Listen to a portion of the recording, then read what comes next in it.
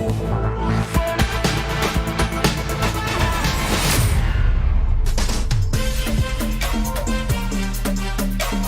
back, everybody, to Twitch Rivals League of Legends Series 1 Finals. Soon enough, we're going to be getting into it. Our best of 3 between Team Voyboy and Team Sanchovies. Highly anticipated, the moment you have all been waiting for. And Captain Flowers, I am sure we are all absolutely ready to see what we have in store.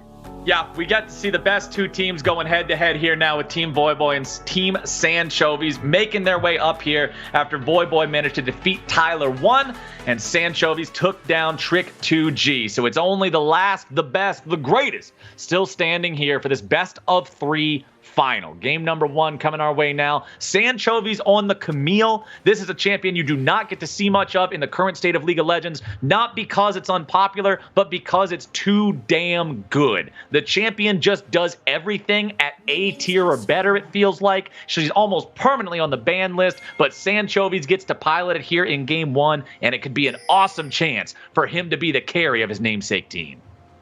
Yeah, I'm excited to see how they end up playing. Obviously, they're here for a reason. They were the #1 in their group. They were seeded directly into semifinals, and they took that down very cleanly. So now we're going to get to see a little bit more of them because we got to see Voyboy going up against T1 rather recently. And as we start to shift around, we're seeing what I like to call these threat overload compositions coming out from both sides. They're both looking to dive very deep. They're both looking to trade very aggressively and try and find some of these squishier members with a little bit less mobility and then brawl the rest of the team fight out. So it's not necessarily going to be as coordinated as we see, but look at the damage that Camille is able to do starting from level 1 with both the first and the second Q landing into Wings of Death and taking a huge chunk of his HP bar.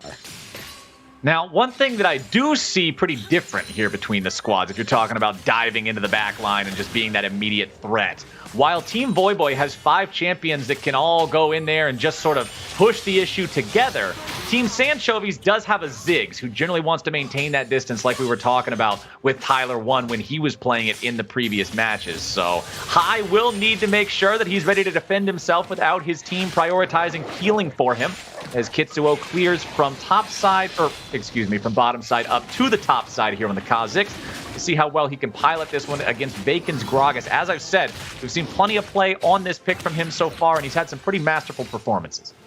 Yeah, we've been seeing a lot of situations where jungles will clear their side of the jungle in basically like a yin-yang, right? You clear from your red buff, you clear that entire quadrant of the jungle and move to the other side, and then both junglers can meet in the middle after doing scuttle crabs. So now they can going to be the first one on the map interacting with Wings of Death, and we'll see if they can find a gank. Wings, is it going to be another one of these camping type of lanes? It is, baby. First blood over to Sanchovies. Wings of Death getting ganked, can't get away in time. Kitsuo jumps over the wall going after Bacon, finds the isolation on the Q, but a TP's coming in. Could turn into a 2v2 if they want to stick around for it. Well, they want this. Sanchovies goes in, they're initiating onto Kitsuo, but it's the first rotation coming in from Reapleba here on the Lucian. Another TP showing up now as Voyboy joins the fight. Everybody's walking away, but off the screen down in the bottom lane, Hai dies in the 2v2 with the kill going over to Stun. Oh boy, this is so dangerous. Teleport comes through. This is going to be Ziggs coming down. They want another fight. Oh, this is what I was telling y'all. The first game in a best of 3 gets bloody and it gets there fast. Saber's got no HP left. Reapleba picks him up as Stunt is going to be chopped down, baby. They are not concerned about nature today. Just a little bit more and that tree is going home the wrong way, man, with a black and white screen. Tries to sidestep out of it. Hai grabs a little bit of damage with the Q. There's no way he gets out of this. There's no way he survives. Stunt the kill. Stunt lives. You gotta be kidding. Oh my gosh, Flowers. You saw that they overstayed. They didn't respect the teleport coming up from the Ziggs, and they almost gave over a double kill, but then Low Poly was so busy trying to give it over to Hai, but the damage isn't there from Ziggs yet. He doesn't do a whole lot. He's only there to proc Leona's Sunlight passive. Wasn't able to find the damage, and because Stunt was able to drag it out long enough, gets the passive heal, finds a kill, and we're back into another one of these games that is bloody, but without a clear advantage being built up yet. Okay, 4 kills in 4 minutes. This is how I like myself some League of Legends, my friends. Reapabuck continuing to farm up here in the mid lane with a 2-wave advantage over Voyboy. And Stunt is moving into the enemy jungle. Man, after the solo kill on Bobchin at the end of the semifinal, and now here in this game, he's starting off 2-0. The Stunt AP Maokai support is a force of nature. I am enjoying watching this. Yeah, we'll see how effectively he can be in the rest of this lane, right? You already see Kitsuo down here on the bottom side of the map. I mean, they dove high previously.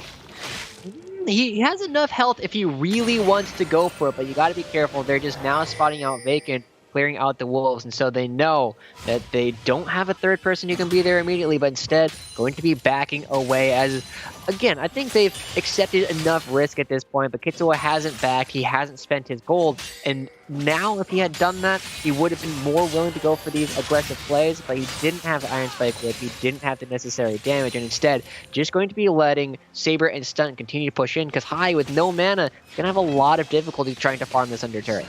So let's talk about Kha'Zix and items and builds here for a second, because this is a champion that, although initially designed as an assassin to build those lethality items and just be that one-shot machine, those who remember the old version of Kha'Zix that had the super empowered evolved Q that could literally hit people for 1,600 damage and just one-shot them, eventually they were like, okay, this isn't healthy for the game, get rid of it.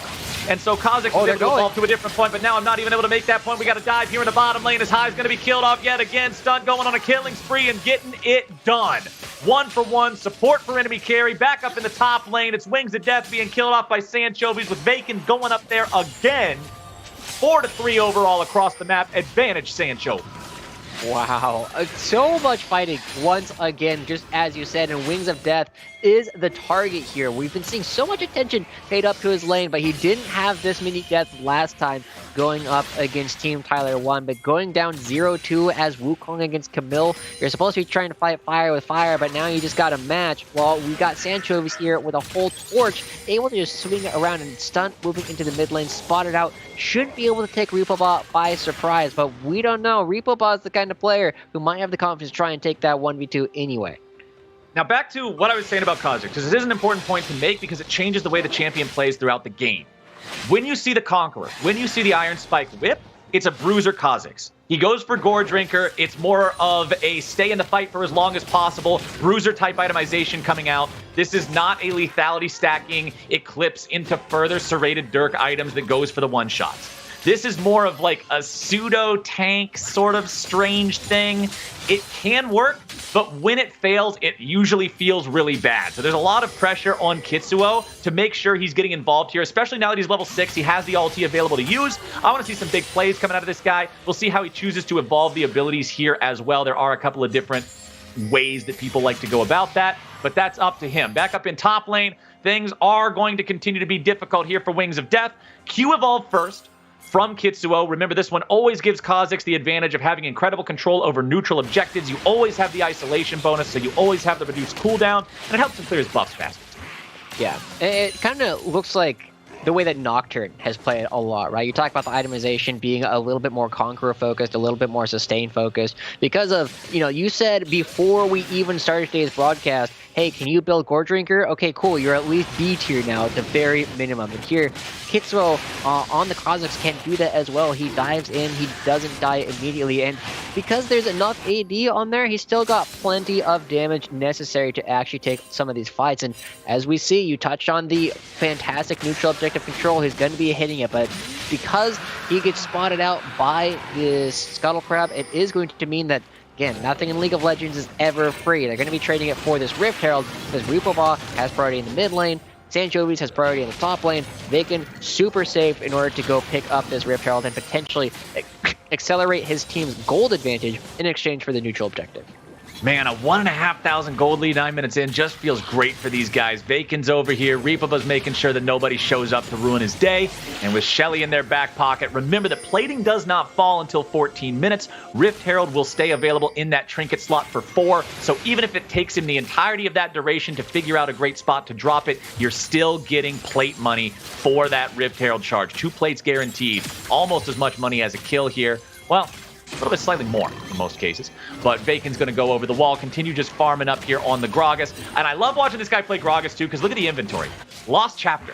That means this is not tanky Gragas going for Sunfire items here to be a meatball. This is playmaking AP Gragas, who has faith in his skill shots to alley-oop you with his ulti into his own charged Q and blow your whole health bar up. It's so much fun to watch.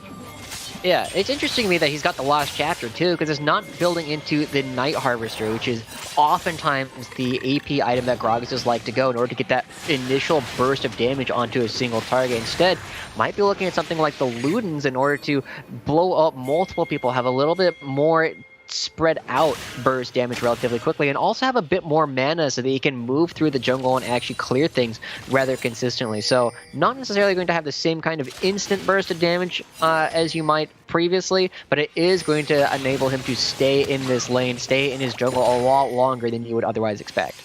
And I want to see high and low poly scrapping down here in the bottom lane. Low poly rushing the Berserker's Greaves on Leona for extra attack speed here in the fights. Makes it so he can lay down some extra DPS in these 2v2s, especially up against an enemy melee support that he will not have difficulty sticking on top of to begin with. I want to see how well this works out, man. I'm not going to lie to you guys and pretend like I'm an expert on modern day Leona builds, because I'm not. Leona's not a Scorpion. I don't play Leona. But I'm excited to see Chad itemization either way. High continuing to throw out the bombs down here, keeping Saber at bay. You got to be careful, right? Stunt still has his flash. He's still got that W. He can come in very quickly, but they're just going to go. Oh, look at that damage coming out there and just completely deleting Saber from the game. Stunt falling back here a little bit. 200 health left. A TP's showing up. The counter coming out from Team Voyboy. As Voyboy himself has to run away, Sanchovies coming back in here with the hook shot. As High's the next one to die, and Stunt is on the run. Sanchovies needing a little bit more damage here as Low Poly's going to be taken down to 150. Sanchovies stuck underneath the enemy turret, but Wings of Death is coming in here from the side. The Cyclone picks it up, and Team Voyboy is 6-5 in this game. Wow, the sudden turn here. They're going to get the barrel. Oh my god. Not the exit he was looking for. No, he does pick up a kill, so he's not completely out of this game. And meanwhile, the Herald was crashed into mid lane, so Vacant picks up a little bit more gold for himself there as well. But Sanchovies coming down, not actually going to find anything for himself during that entire skirmish. But he does have the Trinity Force completed well before Winds of Death will complete his own. And so this will give him opportunities to go for these rather big fights. It gives him a lot of priority up at the top lane in order to play for the second Rift Herald, which will be coming up rather soon. They'll have more opportunities to be aggressive and continue to dive at Wings of Death, who is still 1-3. Nicely done. First turret falls in the mid lane. 2,300 gold lead. 12 minutes in. Team Sanchovies, man, feeling good about where they are in this game of League of Legends. One Drake already taken. That one's only been taken by Team Voyboy. So that means the next Drake, if Team Sanchovies can secure it, will be even in that factor as well. Wings of Death continuing to just farm up underneath the turret down here. Sanchovies maintaining an advantage in the 1v1. Both of these top laners do have the mythic item completed. Both have opted for a Trinity Force. Wings of Death with a good use of the clone to avoid contact with a hook shot from Sanchovies. Look at how low he's getting, right? We've seen Vacant spend a lot of time up here. We know that he's not there, but Wings of Death doesn't know that. He's got to be very careful at this point. We're looking for potential dives because he's out of refillable potion chargers. He doesn't have any sustain built into his kit, but now they see Vacant potentially coming down to the bottom lane. They got to fight. Okay, High survives with 100 HP, throwing out the ulti, trying to provide a little bit of extra firepower, gets away from the Maokai ult at the very last second. Saber is already down, and Low Poly's chasing after Stunt, but without the cooldowns, they cannot chase any further. Hitsuo's coming in here wanting to clean somebody up, but instead he might be in a bad place himself. Good lord, man, the boy's getting juggled around like the sideshow act at the circus, and they take him out. It's a 1-for-1 there as he does secure the kill on High, but that CC looked brutal. And now Kitsuo is dead. We got another dragon on the table here, Flowers. This is going to be an opportunity for them to pick it up rather cleanly. Sanchovies already moved down to the mid lane, already pushed that in, so there's no opportunity for any real contest coming out here. Voyboy, they don't have the smite, they don't have the members necessary. But look at who's super fed this game on the side of Team Voyboy. 4-1-1 Stunt. This Maokai has been picking up so many kills, and even though he's not necessarily giving them over to other people, it's worth noting that because Low Poly is also picking up a ton of kills, he's not actually ahead as this Maokai. He's not necessarily going to be doing a ton of damage, and with the Bandle Glass Mirror, he's not necessarily going to have the same kind of, okay, he finally completes, let's get the Imperial Menace. He will do some damage, but it's not going to be so far ahead of the curve that it's going to be impacting the rest of the game in a significant way. All right, important update. Low Poly sold the boots. I was hoping this was some secret Chad technology where you build attack speed Leona and you just become a monster, and he was aware of something that we weren't. Nope. It was a misclick. He bought the yellow boot instead of the red boot. Now he's got the armor-based one, so he'll continue tanking up. Saber with a good killer instinct, dodging away from the Zenith Blade, but the follow-up CC is there, and High cashes in on some easy money. Saber 0-4 here in this game. Yeah, it's unfortunate for this Kai'Sa because they need that extra threat. They need more pressure onto the backline. They need to be able to have somebody that can dive in addition to both the Wukong and the Kha'Zix, because it's going to be difficult for them to stand up to the dive coming out from Sanchovies and Bacon here relatively soon. And High is going to be getting a lot of money. This is the second turret he's contributed to knocking down. On the other side of the map, they are getting a little bit of farm into Wings of Death pockets, but they're not going to necessarily be getting a whole lot more beyond the Rift Herald, which is a means to an end. They're trying to get gold with it. It is not gold in and of itself. Remember, we need Wings of Death to be in a strong position in this game if you want to see Team Voyboy have good initiation mechanisms. And there it is, Sanchovies taken out. Stunt is the one getting the kill. That's not ideal. Now Bacon needs to be careful as Kitsuo's jumping right back in, picking up another. And Team Voyboy is keeping this game tied. Yeah, and Kitsuo looking very good, right? He's got the Gore Drinker. He's very difficult to kill, and he's very difficult to lock down. So with so many members here, they should be able to be a little bit more aggressive because High can't really join them. He doesn't have the teleport. He doesn't have the ability to move quickly or safely between the lanes. This is going to be giving Saber a little bit more time to farm. So we do see a small lead going over in Team Sanchovies, but what was a pretty large lead for them previously is now starting to turn on its head a little bit. They aren't able to continue building that lead. It's kind of stagnating and in fact shrinking. Team Sanchovies, man, they have looked so scary throughout this competition. This is also one of those rare moments where you see two people in the same role on both teams, both having a bad game. Usually one guy having a bad time means his lane opponent is succeeding because he's being a part of the kills, even if not getting them directly.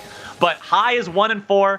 Saber is 0-4. Both of these guys have been targeted pretty heavily. Stunt's AP Maokai is currently 5-1-2 with the highest bounty in the game. So AP Maokai is slamming the early game and helping Team Voyboy stay in this. Now, the important thing is that he doesn't keep taking the kills. 5-1 is plenty. Maokai's feeling great, man. Let's pump up those assist numbers. We got some rookie numbers in there right now with just the 2 in the assist column. I need to see that one climb, and I need to see the 5 just taper off here a little bit because the money needs to go on Voyboy or Saber or Kitsuo. Any of these other guys, like you were talking about, man, this is a multi-threat composition. All of these dudes can just wreck somebody's day as Kitsuo's getting in there looking for some damage onto High, but he gets out with a well-placed satchel charge.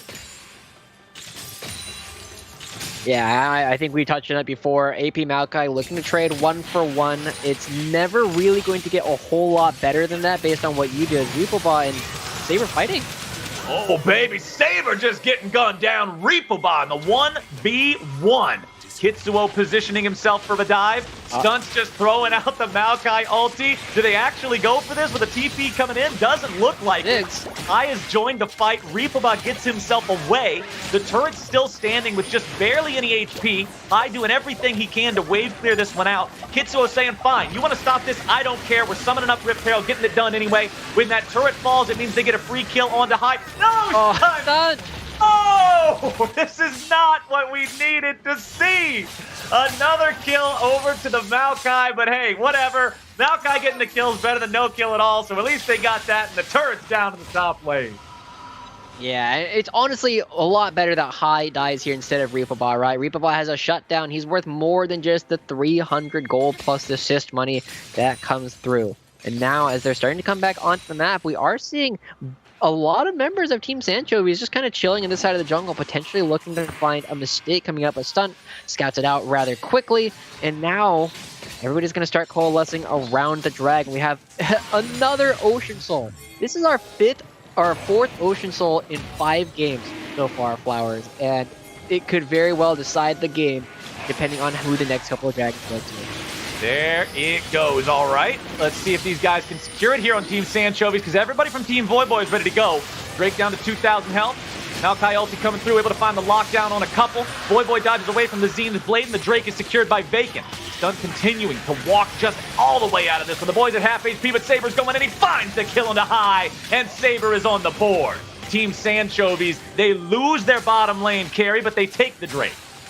Yeah, they're happy with that every single time. They should be able to defend this as well. Ripaba is able to clear most of this rather safely as long as Team Voyboy isn't potentially looking to dive, but diving a Gragas Leona, always very difficult, and without vision on exactly what Sanchovies is up to, you never want to go for a play where a Camille can just interrupt it. Ooh, Kitsuo, oh, his whole health bar is completely depleted, but the man's still walking out with what had to be single-digit HP. Whew. And that's what we're saying, right? Sanchovies can just come through. He thought he found the kill onto Kitsuo, but Goredrinker too strong. Kitsuo has enough friends in the area. He's able to walk on out. And when all is said and done, we're still at a situation where we saw a single kill traded for the Dragon. And these two teams still only about 1,500 gold apart. So, game going to continue going on. Ziggs remains one of the most important members. Victor on the same thing on the opposite side. Even though they're not particularly strong themselves, they will slow the game down because of the amount of wave clear they have. Ripaba here on this Lucian, 3-0 and 0, 2 items now completed, has the free boots in inventory too, just to make sure he can keep on focusing those items, didn't have to worry about the early purchase. Still a 1,500 gold lead for Team Sanchovies, but you already mentioned it, man, the gold lead's not grown anymore. Team Voyboy's been doing a great job of staunching that bleeding, keeping this game within arm's reach the entire time. Kitsuo on that Kha'Zix, doing what I was talking about earlier, going for that bruiser type of Kha'Zix approach. You can see the next item in inventory likely to be that Sterix Gauge Goredrinker combo. This 1-2 punch has just been so powerful. We've seen it on Olaf's, we've seen it on Renekton's. Kha'Zix, the next one up to bat here now in this first game in the best-of-3 final. Let's see how Team Voyboy defends against this push, though. You got 4 men strong here in the mid lane. Low Poly's going in. Stunt is going down, and the shutdown credit goes over to High. Normally, it's not a big deal to lose the support like that, but that was a 700 gold shutdown.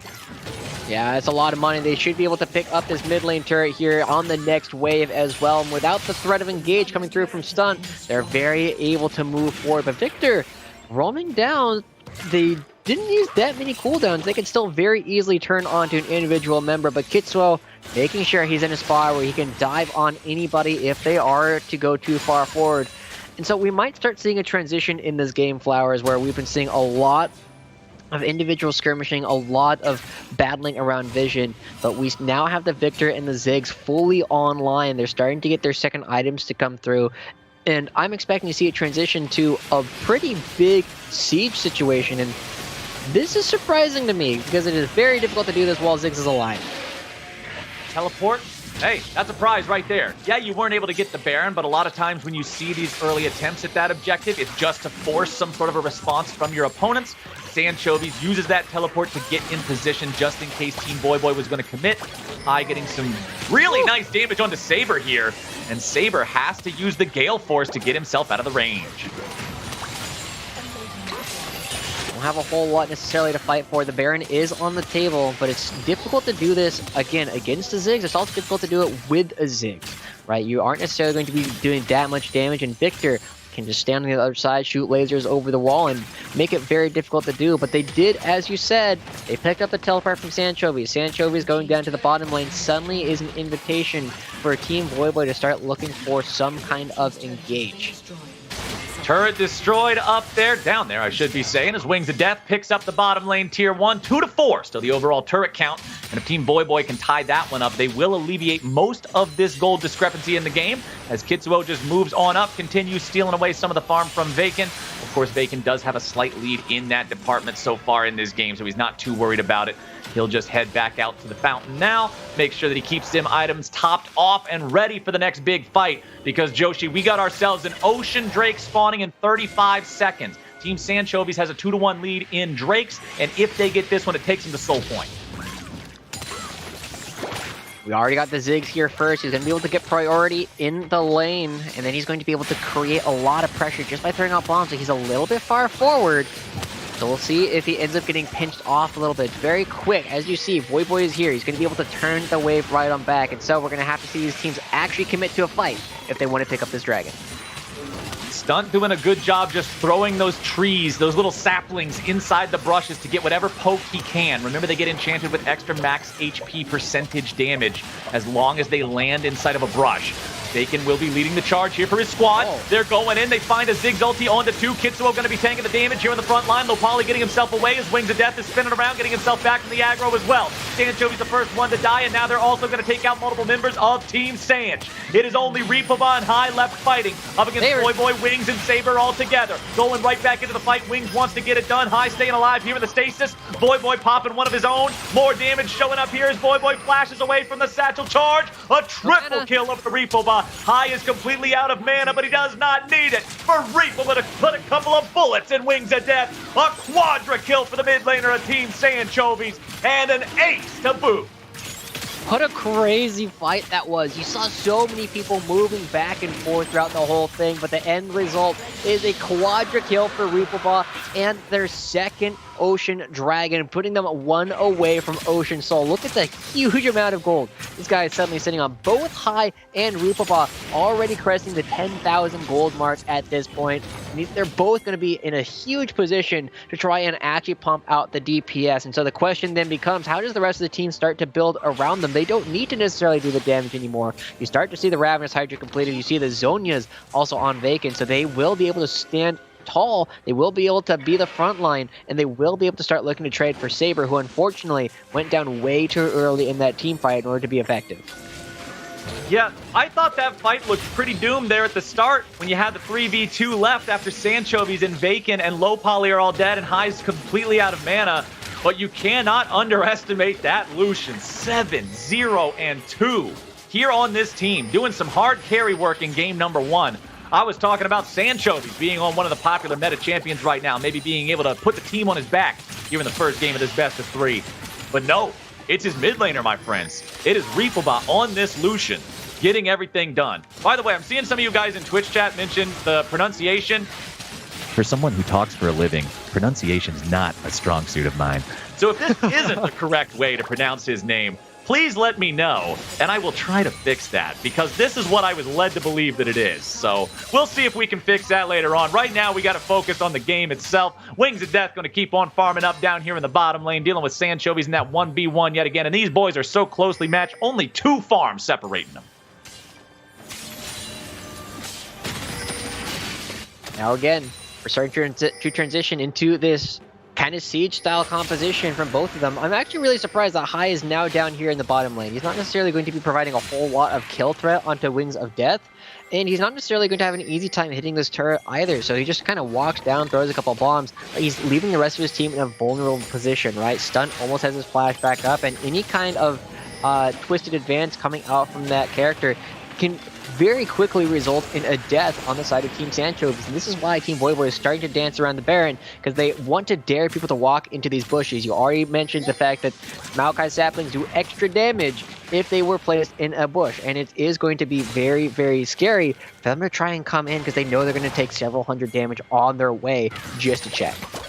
And when I mentioned the Baron attempt earlier that came out from Team Voyboy when they just sort of started it up and got the teleport out of Sanchovies and backed off, that was 23 minutes in. That's where you're mostly just doing a bait with Baron. But now that we're closer to 30 minutes, it's a very real possibility for one of these teams to take it if the other is unprepared. So let's do a teleport check, see where everybody is. Sanchovies, Wings of Death, Voyboy all have theirs ready to go.